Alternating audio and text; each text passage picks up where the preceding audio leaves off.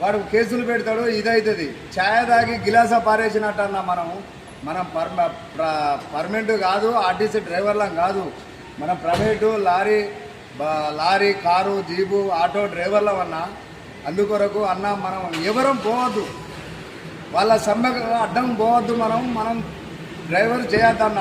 ఏ అధికారి బెదిరించినా మీ licence renewal కాదు అని చెప్తాడు ఆర్టీఓ గారు. మన అబ్బ సొత్తు కాదన్న, మనకు డబ్బులు ఇస్తేనే రెన్యువల్ చేస్తాడు ఆర్టీఓ గారు.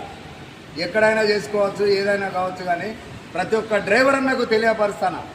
మన డ్రైవర్లు, మన యూనియన్ ఉన్న డ్రైవర్లు కానీ, బయట డ్రైవర్లు కానీ, ఏ డ్రైవర్ అన్నా కానీ దయచేసి మీరు ఆర్టీసీలకు పోవద్దు, ఆర్టీసీ నౌకరు చేయొద్దన్న.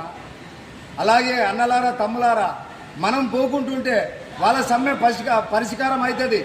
వాళ్ళకు పిల్లలు ఉన్నారు, వాళ్ళకు అందరు ఉన్నారన్న, వాళ్ళకు సుతా సమ్మె పరిష్కారం అయితే వాళ్ళు నౌకరు చేసుకుంటారు. వాళ్ళ సమస్య వాళ్ళది, మన సమస్య మనది.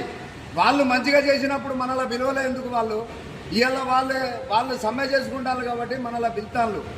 అందుకొరకు అధికారులు వాళ్ళు రవాణా శాఖ మంత్రి గారు పొన్నం ప్రభాకర్ గారు దయచేసి పిలవకండి. ఆర్టీఓ గారు కానీ, రవాణా శాఖ మంత్రి కానీ, ఎవరు కానీ ప్రైవేటు డ్రైవర్ల ఇన్వాల్వ్ చేయకండి. వాళ్ళకి ఏమైనా జరిగితే కేసులు పెట్టకండి. కొత్త డ్రైవర్లు వస్తారు, ఏం తెలియని వాళ్ళు వస్తారు, బయటికి బస్సు తీయగానే బస్సు గుద్దుడు చేసుడు యాక్సిడెంట్లు అయ్యి ఇంకా చాలా ఘోరం అవుతుంది. వాళ్ళ పరిష్కారం ఏందో సమ్మె పరిష్కారం చేసి విరమించి అచ్చేయండి సార్. జై హింద్, జై భీమ్. తెలంగాణ డ్రైవర్ యూనియన్ జిందాబాద్, జిందాబాద్, జిందాబాద్.